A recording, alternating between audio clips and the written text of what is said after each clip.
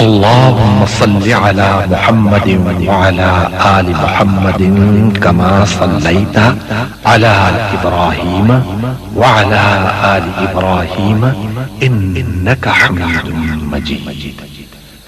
اللهم بارك على محمد وعلى آل محمد كما باركت على إبراهيم وعلى آل إبراهيم إنك حميد مجيد.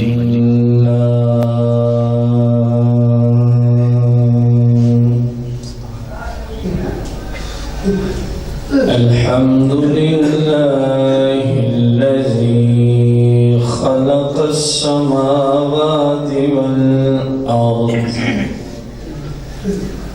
والصلاة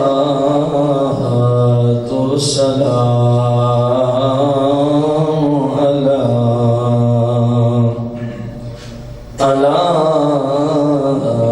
سيد الأنبياء والمرسلين وعلى آله وأصحابه وأزواجه وعلماء ملته أجمعين. أما بعد فأعوذ بالله من الشيطان الرجيم. بسم الله الرحمن الرحيم. قال الله تبارك وتعالى في القرآن المجيد والفرقان الحميد. إن الله وملائكته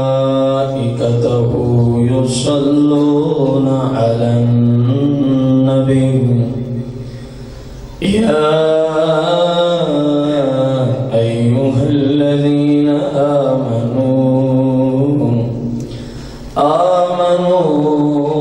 صلوا عليه وسلموا تسليما. الصلاة والسلام عليك يا سيدي يا رسول الله. الصلاة والسلام عليك يا سيدي يا حبيب الله. الصلاة والسلام عليك يا سيدي يا شفيع المذنبين. الصلاة والسلام عليك يا سيدي يا رحمة للعالمين. الصلاة والسلام عليك يا سيدي يا جد الحسن والحسين. مولاي صل وسلم دائما أبدا على حبيبك خير الخلق كلهم.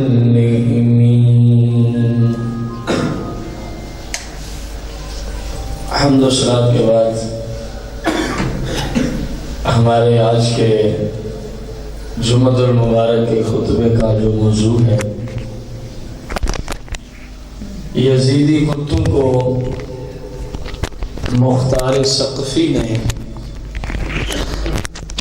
کس طرح ہلاک کیا تھا، اور یہ سارے یزیدی کتے جو کربلا میں امام علی مقام اور آپ کے رفقا کے ساتھ دشمنی اختیار کیے ہوئے، جو انہوں نے ظلم و ستم کیا تھا، وہ تاریخ میں آپ کو ہم بتا چکے. اب ان کے ساتھ دنیا میں کیا سلوک ہوا، قبر و آخرت میں تو جہنم ہے ہی ان کا مقدر، دنیا میں بھی اللہ کریم نے ان سب کو ہلاک کیا، ذلیل کیا، ہلاک کیا اور ذلیل کیا۔ اس سلسلہ میں آج ہماری دوسری قسط ہے۔ ان یزیدی خونخوار درندوں میں سے ایک درندہ تھا جس کا نام خولی بن یزید تھا۔ خولی بن، یہ ایسا بدبخت ہے، یہ ایسا لعنتی شخص ہے، اسی نے امام علی مقام کے سر انور کو امام علی مقام کے جسم مقدس سے جدا کیا تھا۔ یہ وہ لعین شخص ہے، یہ وہ لعین شخص ہے، خولی بن یزید۔ خولی بن، امام علی مقام رضی اللہ تعالیٰ عنہ جب شہید ہو گئے تو اس لعنتی نے آپ کے سر مبارک کو آپ کے جسم مبارک سے جدا کیا تھا اور اس کو اپنے گھر لے گیا تھا، پہنچانا تھا نا یزید کے پاس، تو راستے میں اس کا گھر تھا، تو کچھ دیر کے لیے اس نے اس سر مبارک کو اپنے گھر میں بھی رکھا تھا، جس کا ذکر بھی آ رہا ہے۔ جب مختار چن چن کے اہل بیت کے دشمنوں کو ہلاک کر رہا تھا تو اس نے کہا وہ کتا آج کل کہاں رہتا ہے؟ خولی بن یزید، خولی بن فوجیوں سے پوچھا اور اپنی فوج کا ایک پورا دستہ اس کے گھر کی طرف روانہ کیا۔ خولی بن یزید کے گھر کی طرف پورا فوج کا دستہ روانہ کیا۔ جب وہ اس کے گھر کو فوجیوں نے گھیر لیا، فوجیوں نے، تو یہ بدبخت اپنے گھر میں چھپ گیا اور اپنی بیوی کو کہنے لگا جب فوج اندر داخل ہونا تو آپ نے لا علمی کا اظہار کر دینا ہے کہ وہ ادھر نہیں ہے، وہ ادھر یا مجھے پتہ نہیں ہے، یا مجھے، لیکن حقیقت اس کے برخلاف تھی۔ خولی بن یزید کی جو بیوی ہے، جب یہ امام پاک کا سر اپنے گھر میں لایا تھا تو اسی وقت سے اپنے شوہر کی دشمن بن گئی تھی، یعنی جب اس کو پتہ چلا کہ اس ظالم نے یہ ظلم کیا ہے، اس ظالم نے یہ، بخاری کی ایک حدیث ہے، قیامت کے دن ہر بندے کو اس کی نیت کے مطابق ہی اٹھایا جائے گا۔ اب ایسے لوگوں کو وہاں فائدہ ہونا ہے، ایسے لوگوں کو وہاں، کہ ظالم جس دن سے پتہ چلا بیوی کو اس نے اہل بیت کے ساتھ یہ کرتوت اس نے کیے، یہ ظلم کیا، تو اپنے شوہر کی کیا بن گئی تھی؟ اس نے دل ہی دل میں کہا آج ہی تو مجھے موقع ملا ہے، اتنے عرصے سے میں موقع کی تلاش میں تھی اور تو کہہ رہا ہے کہ میں نے بتانا نہیں۔ اس کو کہا ٹھیک ہے میں نہیں بتاتی، ٹھیک ہے میں، چھپ گیا بدماش۔ فوج جب گھر میں داخل ہوئی انہوں نے پوچھا خولی کہاں ہے تیرا شوہر؟ اس نے زبان سے کہا مجھے پتہ نہیں ہے، زبان سے کہا مجھے، اور فوجیوں کو ہاتھ سے اشارہ کیا بے ایمان وہاں چھپا ہوا ہے، ہاتھ سے ان کو اشارہ کر رہی ہے وہ بے ایمان وہاں چھپا ہوا ہے۔ قبلہ اس کو کہتے ہیں اہل بیت کی محبت۔ اپنے شوہر کو مروانے کے لیے اندازہ لگائیں آپ، عورت کے حق میں جب وہ گھر بار کو چھوڑ کے چلی آتی ہے نا نکاح کے بعد، اب اس کا مرنا جینا سب کچھ اس کا شوہر ہی ہوتا ہے، اس کے گھاٹے وعدے کا ذمہ دار۔ اب یہ ایک ایسی بیوی ہے صرف اہل بیت کی وجہ سے یہ قدم اٹھا رہی تھی، زبان سے تاکہ وہ نہ سن لے بدماش، ممکن ہے بچ جا کل کو میرے اوپر ظلم کرے گا، اس لیے زبان سے کہا مجھے پتہ، اور ہاتھ سے اشارہ کیا کہ وہاں بے ایمان چھپا ہوا ہے۔ فوجی وہاں پہنچے تو اس کتے کو پکڑا انہوں نے، اس کتے کو پکڑا انہوں نے، تو جب اس کو انہوں نے گرفتار کر لیا، پکڑ لیا، گرفتار کر لیا اور پکڑ لیا، تو پھر انہوں نے کیا کیا، اس کو لے کے وہ مختار کی طرف چل رہے تھے کہ اب جو امیر کا حکم ہوگا وہی کریں گے، وہی۔ ادھر مختار جو ہے وہ سیر و سیاحت کے لیے نکلا ہوا تھا اپنے محل سے، اپنے، ادھر یہ اس کو لے کے جا رہے ہیں، ادھر وہ اپنے محل سے باہر سیر و سیاحت کی غرض سے نکلا ہوا تھا۔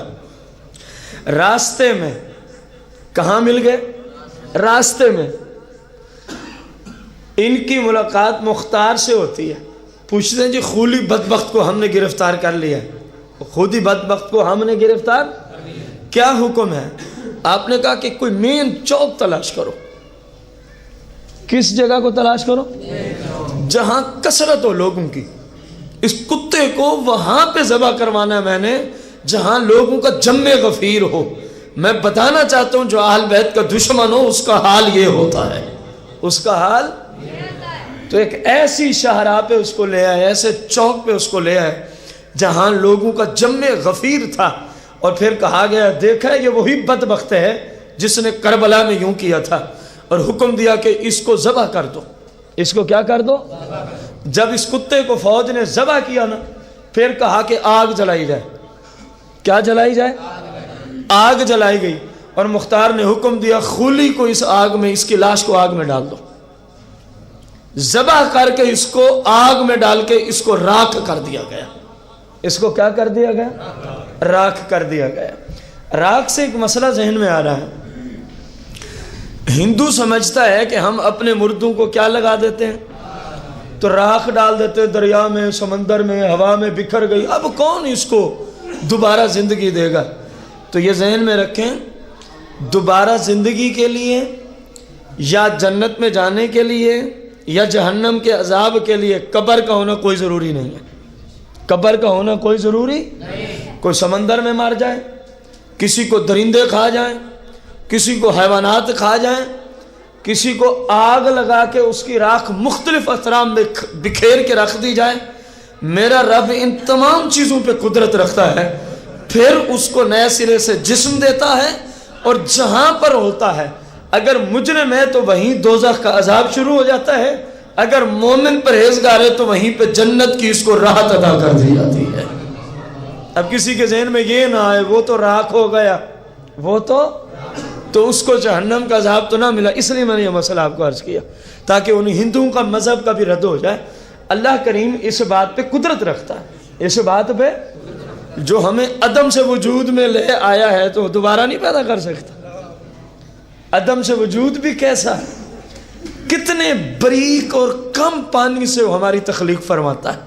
وہ ہماری کہ اگر وہ ذرہ باہر نکال لیا جائے, وہ ذرہ جس سے میں اور آپ پیدا ہوئے, تو وہ بغیر جدید سہولیات کے, جدید آلہ جات کے آپ کی آنکھ سے وہ نظر نہیں آتا. اتنا باریک ذرے سے اللہ کریم نے مجھے اور آپ کو تخلیق فرمایا. جو ایک مرتبہ مرد و شوہر کا, بیوی اور شوہر کا آپس میں ملاپ ہوتا ہے, جتنا پانی خارج ہو رہا ہے اگر اس سارے سے بنانا مقصود ہو نا انسان کو, تو لاکھوں انسان اسی سے بن سکتے ہیں. لاکھوں انسان اسی سے بن سکتے ہیں.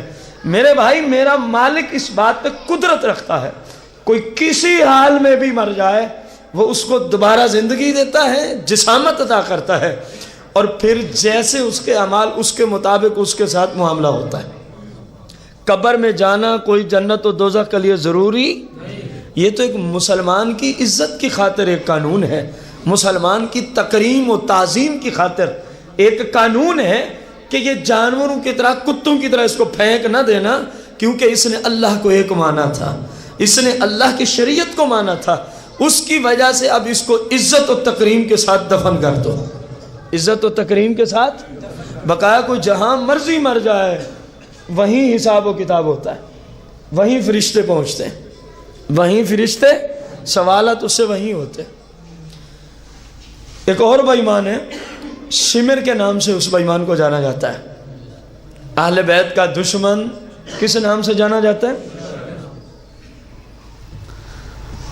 جناب امام علی مقام رضی اللہ تعالی عنہ پر جب باقی بدبختوں نے ظلم و ستم کیا تھا تو ان بدبختوں میں ایک کون تھا؟ شمر لعین بھی تھا, شمر لعین بھی تھا. جب شمر لعین کو پتہ چلا نا اب مختار امام علی مقام کے دشمنوں کو چن چن کے ہلاک کر رہا ہے, چن چن کے ہلاک کر رہا ہے, تو شمر لعین نے کیا کیا؟ اپنا ایک پورا قافلہ تیار کیا, ایک پورا اپنے ہم عقیدہ لوگوں کو ملایا اور کہنے لگا تیز ترین گھوڑے لو اور کوفے کو چھوڑ کے کہیں دور نکل جاتے ہیں, کوفے کو چھوڑ کے کہیں مختار ایک ایک کو چن رہا ہے، ہم بھی وہاں تھے، وہ ہمیں بھی معاف نہیں کرے گا، وہ ہمیں بھی معاف۔ یہ وہی یزیدی کتے ہیں جنہوں نے اسی کوفے میں اپنے مناصب اور گورنریاں اور حکومتی منصب اور دولت کی خاطر امام علی مقام کے ساتھ جو کیا سو کیا۔ اب اسی کوفے کو چھوڑ کے بھاگ رہے ہیں، اسی کوفے کو چھوڑ کے، اور اپنے ہم عقیدہ کو بھی کہہ رہا ہے کہ تم بھی نکلو، ورنہ اس نے کسی کو معافی، کسی صورت معافی نہیں دے۔ نکلا ادھر مختار کو علم ہوا، کیونکہ اس نے تو فوجیں چھوڑی ہوئی تھی نا، جہاں بھی کوئی بے ایمان ملے اس کو پکڑو ذبح کرو، اس کو پکڑو اور ذبح کرو، عبرت کا نشان بنا دو۔ پتہ چلے گا قیامت تک کہ جنہوں نے اہل بیت اطہار کے ساتھ دشمنی لی تھی، قبر و آخرت ان کی برباد ہے یہی قرآن و سنت کی روشنی میں، دنیا میں بھی ان کو کس طرح اللہ نے عبرت کا نشانہ بنا دیا تھا۔ ادھر یہ چلا، ادھر مختار نے اپنا ایک لشکر ان کے پیچھے، اپنا ایک لشکر ان کے پیچھے روانہ کیا اور کہا کہ وہ نکل رہا ہے، اس بے ایمان کو تلاش کرو، اس بے ایمان کو تلاش کرو۔ یہ بہت سارا سفر اپنے گھوڑوں پر کر چکے تھے کوفہ سے، جب مختار کی فوج ان کو پیچھے جا کے ملی، مختار کی فوج ان کو پیچھے جا کے ملی، تو اس بدبخت نے وہاں دریا کے کنارے ایک گاؤں میں جا کے رہائش اختیار کر لی کہ اب یہاں ہم اتنی دور نکل آئے ہیں، اپنے ارد گرد کے ساتھیوں کو کہا اب مزید آگے جانے کی ضرورت نہیں، تھک گئے ہیں، یہیں ٹھہرو، اب یہاں تک مختار اتنا جلدی پہنچنے والا نہیں ہے، امید ہے ہم بچ جائیں گے مختار کے وہ جو قتل کر رہا ہے، ذبح کر رہا ہے۔ لیکن اس کو کیا پتا کہ مختار نے اس کی سوچ سے بھی زیادہ اپنی فوج کو بھیج دیا تھا، اس کی سوچ سے بھی زیادہ فوجی دستے کہ جہاں بھی ملے نا شمر لائن، اس کو وہیں ذبح کر دو، اس کو وہیں کیا کر دو، کیونکہ مختار کا اب سب سے پہلا گورنر بننے کے بعد جو اس نے سب سے پہلا قدم اٹھایا، میں نے پچھلے جمعے پہ بھی آپ سب کو بتایا، وہ یہی تھا کہ امام پاک کے جتنے دشمن ان سب کو چن چن کے ذبح کرنا ہے، ان سب کو چن چن کے ذبح کرنا ہے۔ تو اب ہوا کیا، رات کا وقت ہے، رات کا وقت ہے، مسلم بن عبداللہ کا بیان ہے، کہتا ہے رات کا وقت ہے، میں شمر کے ہمراہ تھا، میں نے اسے کہا کہ بہتر یہی ہے کہ یہاں سے ہم نکل جائیں، مجھے یہاں بھی ڈر محسوس ہو رہا ہے، جہاں ہم بیٹھے ہیں نا دریا کے کنارے، مجھے یہاں پہ کیا محسوس ہو رہا ہے، کہیں مختار کی فوج یہاں پہنچ نہ جائے، کہیں مختار کی فوج یہاں پہنچ نہ جائے۔ اس نے کہا میں 3 دن 3 رات یہیں قیام کروں گا، مختار یہاں تک نہیں پہنچتا، مختار یہاں تک، اس کے بعد دیکھتے ہیں فیصلہ کس طرف جاتا ہے، پھر وہیں جائیں گے۔ لگتا ہے کہ تو مختار قذاب کی وجہ سے ڈر گیا ہے، اپنے ساتھی کو شمر کہنے لگا، لگتا ہے کہ تو اس کی وجہ سے کیا ہو گیا، ڈر گیا ہے۔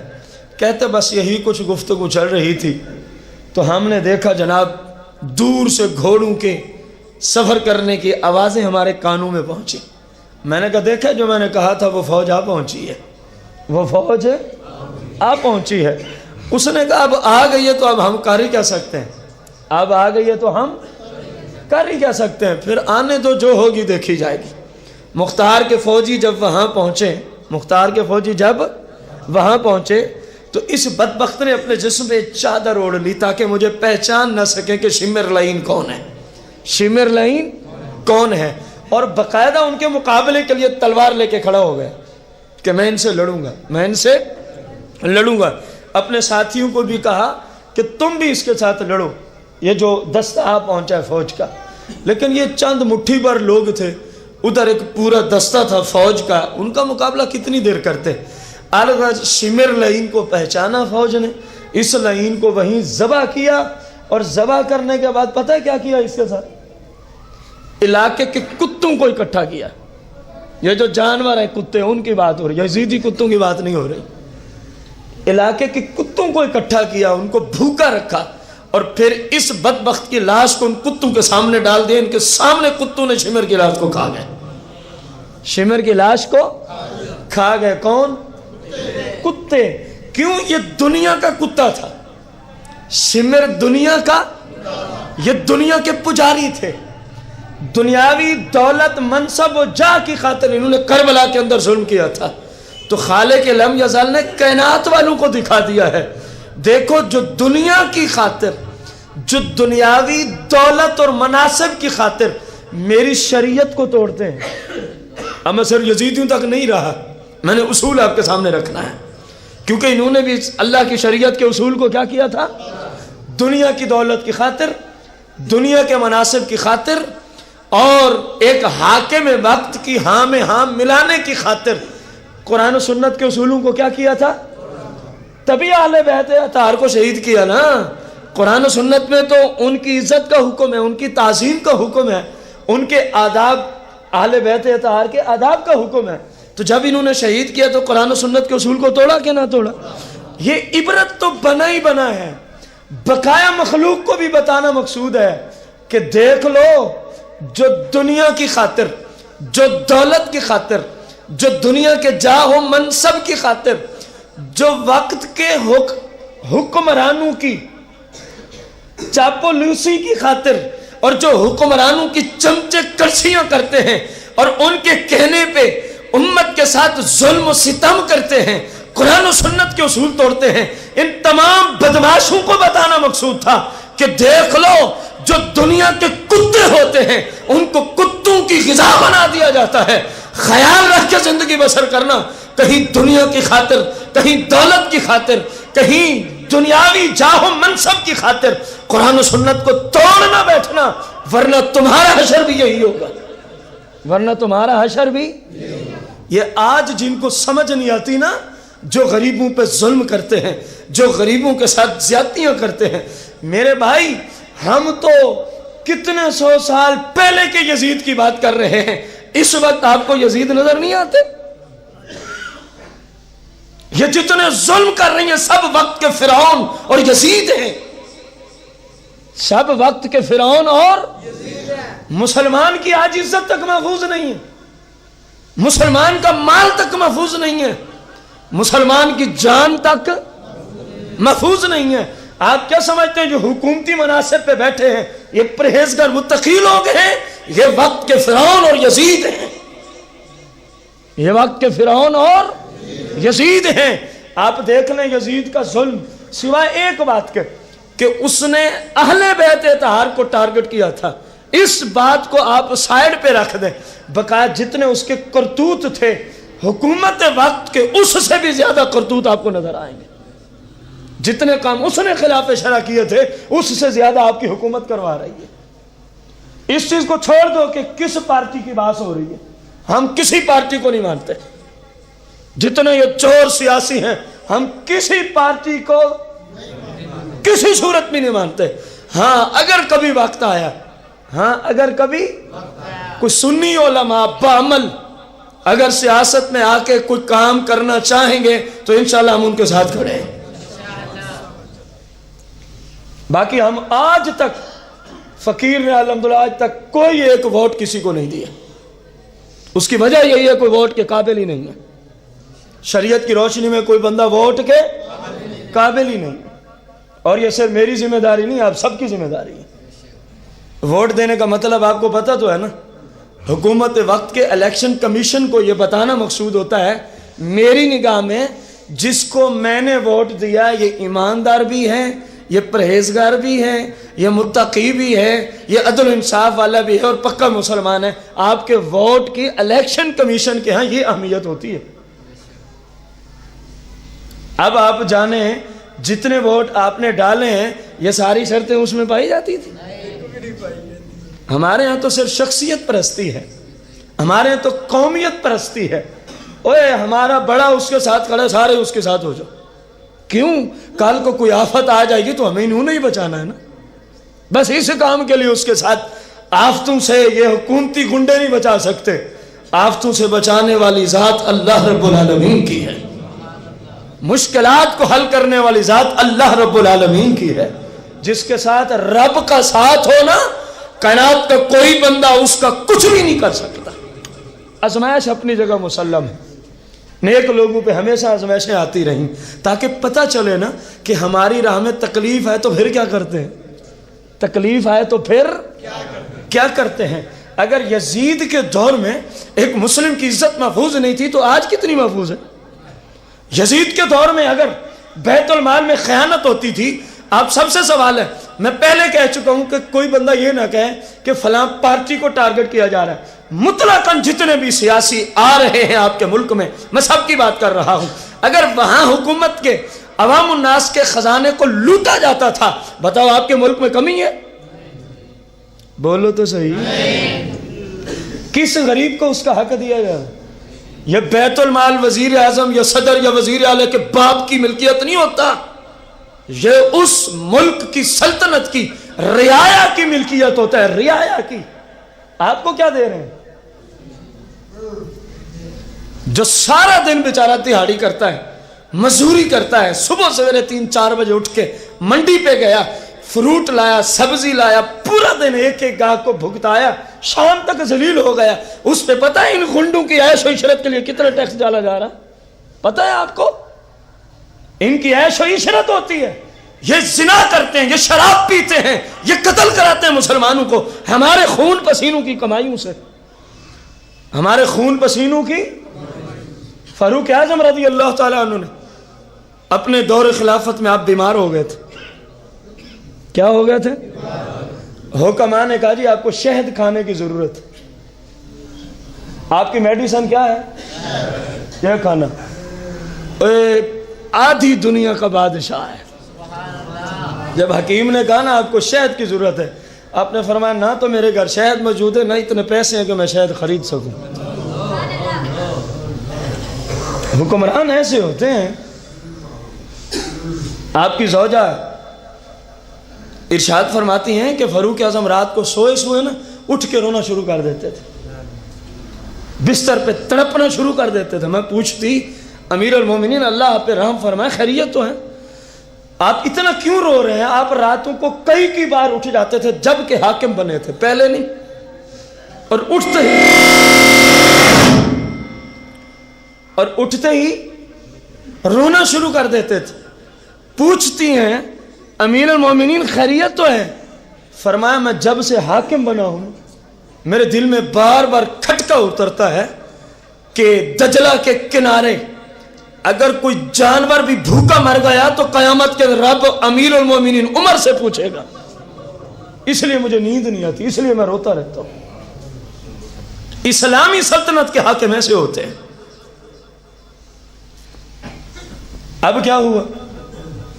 نہ پیسے ہیں، نہ گھر شہد موجود ہے۔ اب آپ نے ان کو بلایا جن کا مال بیت المال میں موجود تھا، رعایا کو۔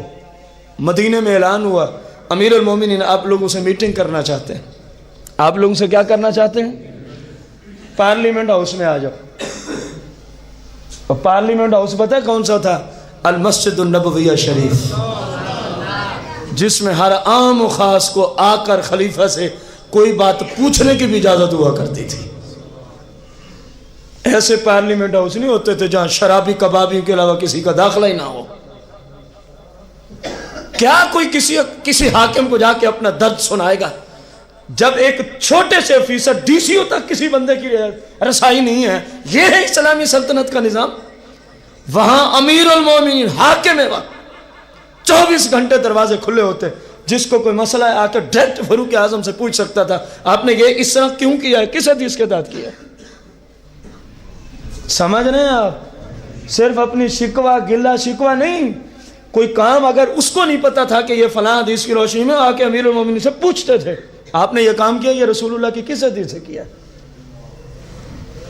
اور آپ اپنے تمام گورنروں کو جو مختلف اطراف میں آپ نے بھیجے ہوئے تھے ان کو آپ نے یہ سب سے اہم ترین جو تاکید کی تھی، 24 گھنٹے تمہارے دروازے ہر عام و خاص کے لیے کھلے رہے، جس نے جو تمہیں کہنا ہے وہ ڈائریکٹ آ کے کہے، وہ تمہیں ڈائریکٹ آ کے۔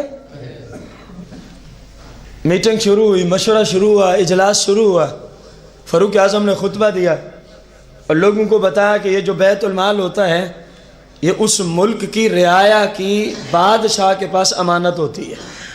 بادشاہ کے پاس وہ کیا منظر ہوگا جس میں صحابہ و اہل بیت کا مجمع، اور فاروق اعظم ان کلمات سے خطبہ دے رہے تھے کہ تمہارا امیر جو ہے وہ بیمار ہو گیا، اور حکماء نے ان کے لیے شہد تجویز کیا ہے. تمہارے امیر کے گھر میں شہد موجود اور تمہارے حاکم وقت کے پاس اتنے پیسے بھی موجود کہ وہ مارکیٹ سے شہد خرید کے اپنا علاج کر سکیں. البتہ بیت المال میں موجود ہے اور یہ آپ لوگوں کی امانت ہے، اور یہ آپ لوگوں کی اگر آپ سب اجازت دے دیں تو میں جتنی حکیم کہیں اتنی استعمال کر لوں. اس وقت مجمع رو رہا تھا، ایک حال طاری تھا اس وقت مجمع پہ، کیونکہ سننے والے بھی تو ایسے ہی پرہیزگار ہوتا کی تھے نا جیسا سنانے والا تھا. انہوں نے عرض کی حضور امیر المومنین آپ کو اجازت ہے ہماری طرف سے. دوپہر کا وقت ہے، آستینیں چڑھائی ہوئے فاروق اعظم نے اور دوڑ رہے ہیں دھوپ پہ. مولا کائنات سے ملاقات ہوتی ہے، کہا بھائی عمر خیریت تو ہے؟ دوپہر کے وقت دھوپ میں دوڑ رہے ہو؟ فرمایا بیت المال کا ایک اونٹ بھاگ گیا، میں اس کے پیچھے جا رہا ہوں. فرمایا نوکر چاکر نہیں تھے؟ فرمایا قیامت کے دن بیت المال کے بارے میں سوال نوکروں سے نہیں عمر سے ہونا ہے. مولا کائنات نے تاریخی کلمات بولے، فرمایا عمر بس بادشاہت و خلافت تیرے اوپر ختم ہو گئی ہے، اب قیامت تک لوگ تیرے جیسا خلیفہ تلاش کریں گے تو تیرے جیسا خلیفہ نہیں ملے گا. یہ مولا کائنات کے تاریخی کلمات. ایک اونٹ کی خاطر آدھی دنیا کا حاکم و بادشاہ امیر المومنین آستینے چڑھائے ہوئے دوپہر کے وقت دوڑے لگا رہا ہے.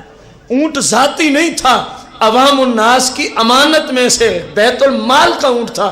کتنے نوکر موجود تھے؟ کہا جی نوکروں سے نہیں، قیامت کے دن بیت المال کے بارے میں سوال حاکم وقت سے ہونا ہے، حاکم وقت سے ہونا ہے. میں نے یہ 2-4 مثالیں آپ کو دی تاکہ آپ کو سمجھ آئے کہ جو یزید کے دور میں ظلم تھا ہمارے دور میں بھی مینوان امت کے ساتھ وہی ظلم کرتے ہیں حکمران.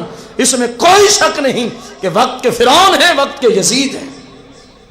وقت کے فرعون اور وقت کے صرف حاکم نہیں، جو کسی کے ساتھ ظلم و زیادتی کرتا ہے.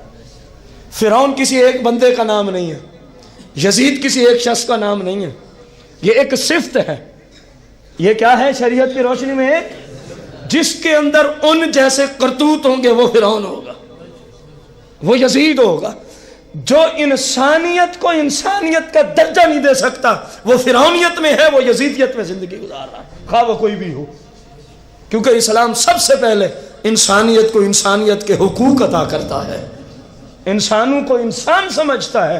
اور جو مسلمان ہو کے انسان کو انسان نہ سمجھے وہ سمجھے اس کے اندر فرعونیت ہے، شیطنت ہے اور یزیدیت پر اس کی سیرت ہے. اس کی سیرت رسول اللہ کی سنت پر ہے. میرے آقا کریم تو جناب والا جانوروں کے حقوق بیان کر کے گئے ہیں، اور یہاں انسانوں کے ساتھ جانوروں سے ابتر سلوک کیا جا رہا ہے. اور اس سارے سلوک کی ذمہ دار موجودہ وقت کی حکومت ہوتی ہے. جب بھی کہیں ہو، جب بھی کہیں ہو تو شمر لائن کو ذبح کرنے کے بعد مختار کے سپاہیوں نے، فوجیوں نے کن جانوروں کے سامنے ڈال دیا؟ بولو تو صحیح. بتایا امت کو کہ دیکھو جو دنیا کے مناصب کی خاطر، دنیا کی دولتیں کی خاطر اللہ رسول کی شریعت کو چھوڑ دے، قانون بھول جائے رب رسول کی شریعت کے، تو اس کے ساتھ یہی کچھ ہوتا ہے. اس کے ساتھ حکومت کو چھوڑیں، آپ اپنے آپ کو سنبھالیں. ان پہ تو جو کلام تھا مختصر میں نے کر دیا. اپنے آپ کو بھی آپ نے دیکھا ہے، کہیں دنیا کی دولت کی خاطر ہم شریعت کے اصول تو نہیں چھوڑ کے بیٹھے. کہیں دنیاوی جاہ مناسب گاڑیاں بنانے کے چکروں میں، بینک بیلنس پلاٹ اور کوٹھیاں بنانے کے چکروں میں کہیں ہم خلاف شرع دولت تو نہیں اکٹھی کر رہے. تو یہ اس قانون کی ذات میں یہ سارے آئیں گے. اس قانون کی ذات میں اس طرح کے سارے لوگ جو بیٹیوں کا حصہ مار لیتے ہیں، وہ بھائی جو بہنوں کا حصہ مار لیتے ہیں، وہ باپ جو زندگی میں بیٹیوں کو وراثت سے محروم کر کے سارا کچھ بیٹوں کے نام لگا کے جا رہا ہے، کیا اس نے مرنا نہیں ہے؟ اس نے خالق لم یزل کی بارگاہ میں جواب دے نہیں ہونا؟ یا قرآن مجید میں بیٹیوں کے حصے کا ذکر نہیں ہے؟ جس آیت میں بیٹے کی جائیداد کا ذکر ہے اتنا وراثت اسی کو. یقین جانے رب کے قرآن کا اسلوب تو دیکھیں، پہلے حصے میں بیٹا ہے تو دوسرے حصے میں رب نے بیٹی کا ذکر فرما دیا، لِلذَّكَرِ مِثْلُ حَظِّ الْأُنثَيَيْنِ، یہ قرآن ہے۔ یہ سارے کل کو جواب دے ہوں گے، جیسے میرے آقا کریم نے فرمایا جس نے اپنی اولاد میں سے کسی کو وراثت سے محروم کر دیا، میرا مالک اس کو جنت سے محروم کر دیتا ہے۔ یہ ظلم نہیں ہو رہا معاشرے میں؟ بولو تو صحیح۔ دوسروں کی طرف تو چلو ضرورت تھی، میں نے اشارہ کر دیا تاکہ آپ کو احساس ہو کہ آپ کا اتنا قیمتی ووٹ ہے اور کتنا کمینے لوگوں پہ ضائع کر کے آپ لوگ آ جاتے ہیں، اس لیے میں نے 2-4 منٹ اس طرف لگایا ہے۔ خدا کے بندو، کوئی نیک بندہ آ جائے تو اس کو ووٹ دو، ورنہ ووٹ دینے ہی نہ جایا کرو، ورنہ ووٹ دینے ہی، ورنہ پھر اس جملے کے لیے تیار رہے نا، قیامت کے دن رب پوچھے گا کیا جس کو تو نے ووٹ ڈالا تھا وہ امین تھا؟ تو نے جو الیکشن کمیشن کو یہ اپنی طرف سے یقین دہانی کرے، تیرا ایک ووٹ اس بات کے یقین دہانی کراتا ہے الیکشن کمیشن آف پاکستان کو کہ میرے نزدیک یہ بندہ کیا ہے؟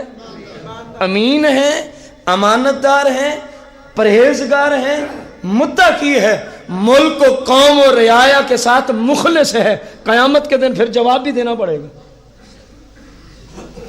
اور آپ سب کو پتہ ہے کون کتنا مخلص ہے، کون کتنا۔ اب آ جا کے کہیں گے تو پھر کس کو ڈالیں؟ نہ ڈالو، کون سا کوئی اسلام میں ووٹ ڈالنا فرض ہے؟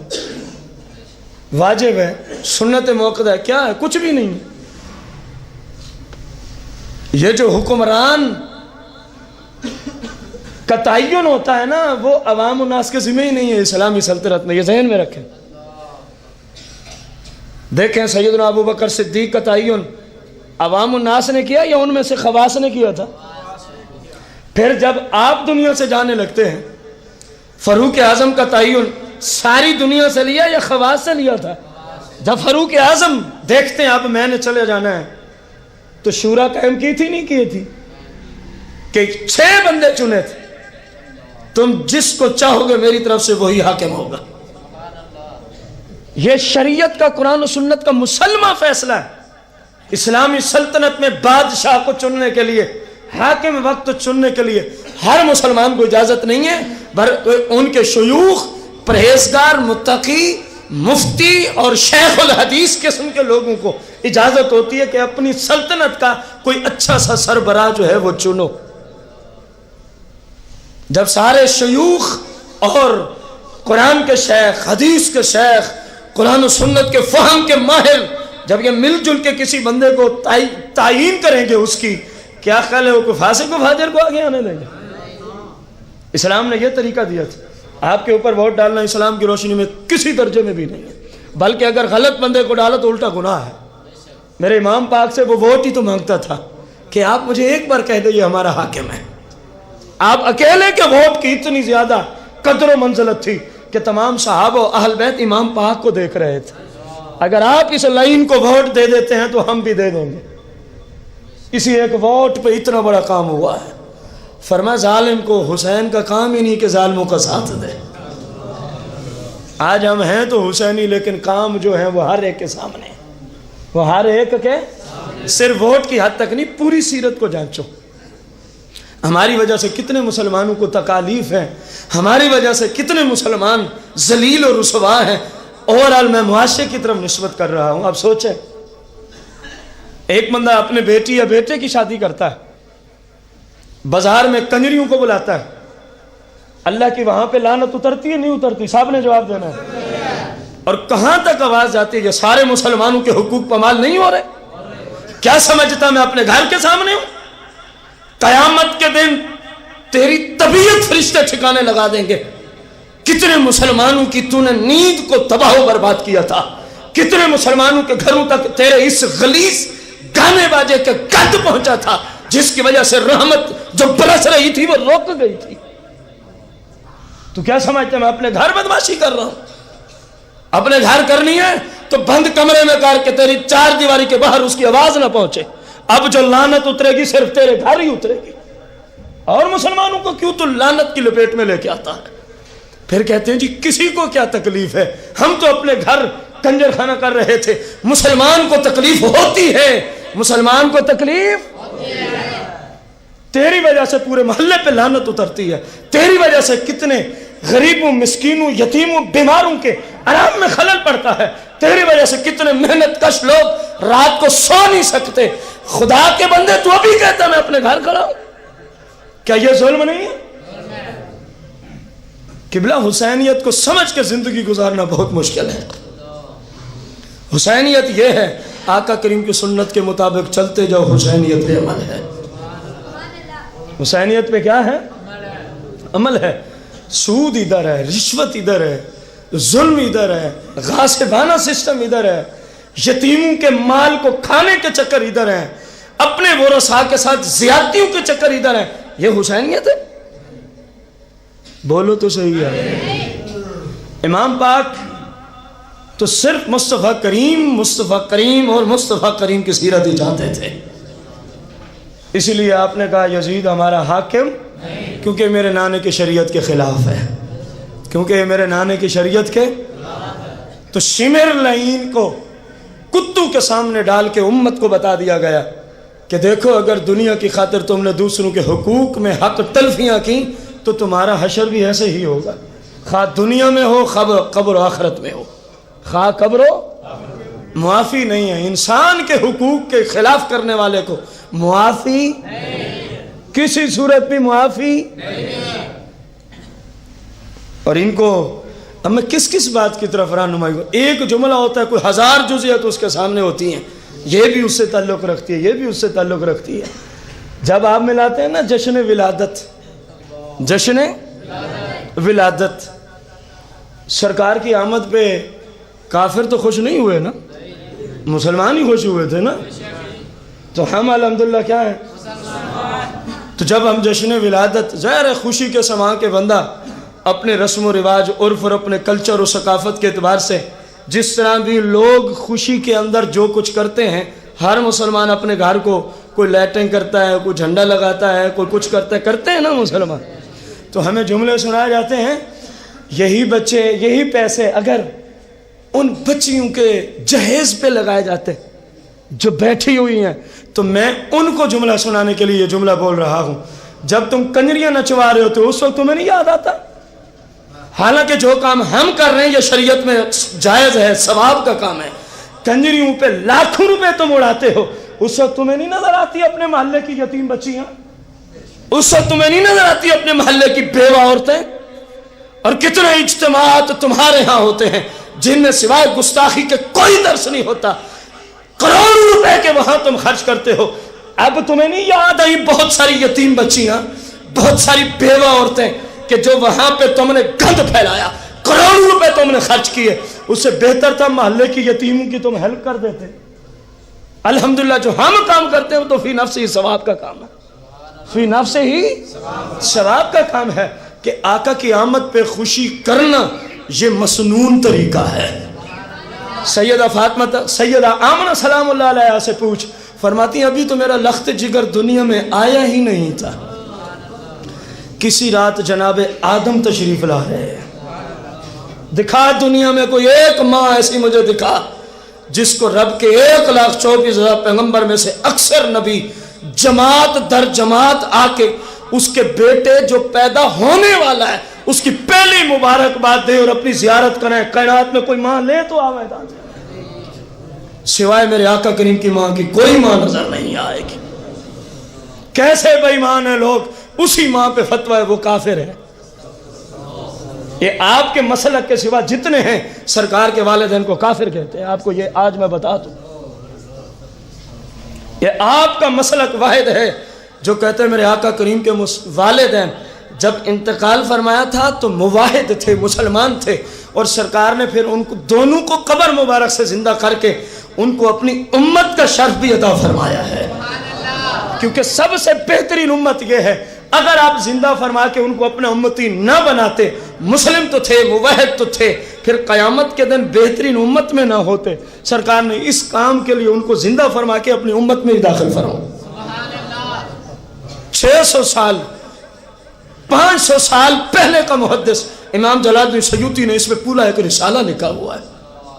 سرکار کے والدین صرف مواحد نہیں ہیں بلکہ مصطفیٰ کریم کے امتی بھی ہیں۔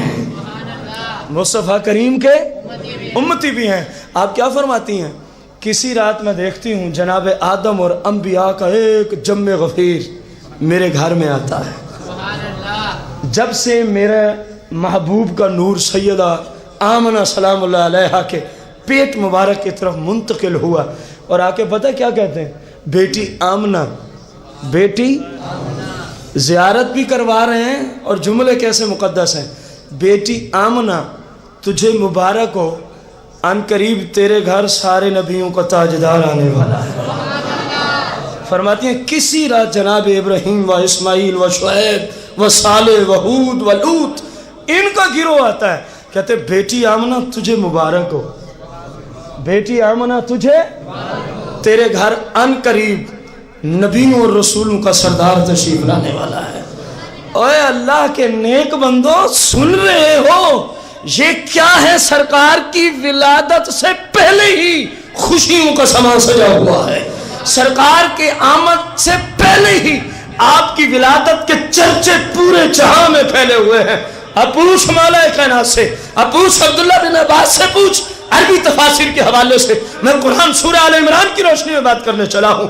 فرمایا آدم سے لے کر جناب عیسیٰ علیہ السلام تک ہر نبی کے ذمہ تھا، اس کی ڈیوٹی تھی، اس کی تبلیغ میں شامل تھا کہ اپنی اپنی قوموں کو اکٹھا کرنا، اعلانات کرنا، جلسے کرنا، جلوس کرنا، اور جب وہ سارے اکٹھے ہو جائیں وہ وقت کا پیغمبر کھڑا ہو کے لیکچر دیتا، لوگوں میں تمہیں خوشخبری سنانے کے لیے میں نے جمع کیا ہے، میں نے تمہیں ایک نبی کی آمد کے چرچے سنانے کے لیے جمع کیا ہے۔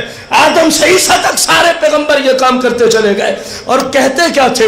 لوگوں اللہ کا ایک پاک محبوب آنے والا ہے، ہماری زندگی میں یا ہمارے بعد اگر تمہاری زندگی میں آ جائے۔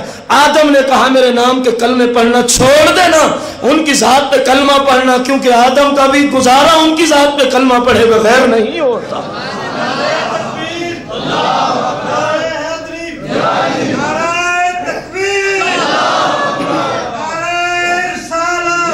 آپ اندازہ لگائیں ہم جو کام کرتے ہیں رب کے انبیاء نے وہی خوشی کا کام کیا ہے۔ البتہ میرے پاس وقت نہیں ہے، انشاءاللہ میں کسی موقع پہ عرض کروں گا اس وقت رونے والا کون تھا؟ میرے گھر کی کتاب نہیں، فاضل بریلوی کا فتویٰ نہیں، محدث اعظم پاکستان کا فتویٰ نہیں ہے، اور بھائیوں سن کے آپ خوش ہو جائیں گے، حافظ ابن کثیر کا فتویٰ دے رہا ہوں، جس کو تو بھی 24 گھنٹے حافظ ابن کثیر حافظ ابن کثیر البدایہ والنہایہ ہے۔ سرکار کی ولادت پہ چیپٹر میلاد مصطفیٰ پہ پورا باب باندھ کے لکھتے ہیں کہ شیطان صرف 4 مرتبہ رویا ہے، میں ایک مرتبہ ذکر کروں گا، وقت نہیں ہے۔ فرمایا ہینا ولد رسول اللہ صلی اللہ علیہ وسلم، فرمایا جب سرکار دنیا میں تشریف لاتے ہیں مشرق سے مغرب تک ہر چیز کائنات کی مبارکباد پیش کر رہی تھی، حتیٰ کہ زرقانی نے حد کر دی، فرمایا جنگل کی ہرنیاں بھی ایک دوسرے کے پاس آ کے مبارک دے رہی تھی، تمہیں مبارک ہو ہمارے دکھ سکھ بانٹنے والا آ گیا۔ پلیتا تو ہمیں سمجھاتا ہے، انبیاء ایک دوسرے کو مبارک، فرشتے مبارک، حور و غلمان مبارک، سرکار دو جہاں کی ولادت پر ہر طرف خوشی کا سما تھا۔ حافظ ابن کثیر لکھتے ہیں ہینا ولد رسول اللہ صلی اللہ علیہ وسلم، جب آپ تشریف لاتے ہیں شیطان تھا جو چیخو پکار کر رہا تھا، جو رو رہا تھا، جو پیٹ رہا تھا، ہائے ہائے اب میری خیر نہیں ہے، ان کی وجہ سے تو کروڑوں لوگ اللہ کو سجدہ کرنے والے بن جائیں گے، ہائے ہائے اب میری خیر نہیں ہے، ان کی وجہ سے تو کروڑوں لوگ میری پوجا کو چھوڑ کے اللہ وحدہ لا شریک کی بارگاہ میں جھکنے والے ہو جائیں گے۔ روتا تو وہ رہا ہے، تم کیوں روتے ہو؟ بس اعلیٰ حضرت نے تو بات ہی ختم کر دی ہے۔ نثار تیری چہل پہل پہ ہزاروں عید ربیع الاول، نثار تیری، حافظ ابن کثیر کی اس عبارت کا ٹرانسلیٹ کیا آپ نے شعر کی دنیا میں، نثار تیری چہل پہل پہ ہزاروں عیدیں، سوائے ابلیس کے جہاں میں سبھی تو خوشیاں منا رہے ہیں، سوائے ابلیس کے جہاں میں سبھی تو خوشیاں، ہم تو جو کرتے ہیں الحمدللہ قرآن و سنت سے ثابت ہے، قرآن و سنت سے۔ جب تم یہ سارے غلیظ کام کرتے ہو اس وقت تمہیں یتیم بچیاں، بیوہ عورتیں اور غریب اور جہیز اور فلاں فلاں مریض تمہیں اس وقت کیوں نہیں یاد آتے؟ ہمیں یاد کرائے جاتے ہیں، ہمیں یاد کرائے جاتے ہیں۔ یہ کیا ہے؟ صرف بے شرمی ہے، صرف کیا ہے؟ بے شرمی ہے۔ یقین جانے حسینیت صرف اس چیز کا نام ہے کہ آپ کی سیرت مصطفیٰ کریم کی سنت کے مطابق ہو۔ اگر سرکار کی سنت کے مطابق نہیں تو حسینیت میں آپ سچے نہیں ہیں، حسینیت میں آپ۔ اللہ کریم سے دعا گو ہیں مالک ہم سب کو سرکار اور آپ کے صحابہ اہل بیت کی سچی محبت عطا فرمائے۔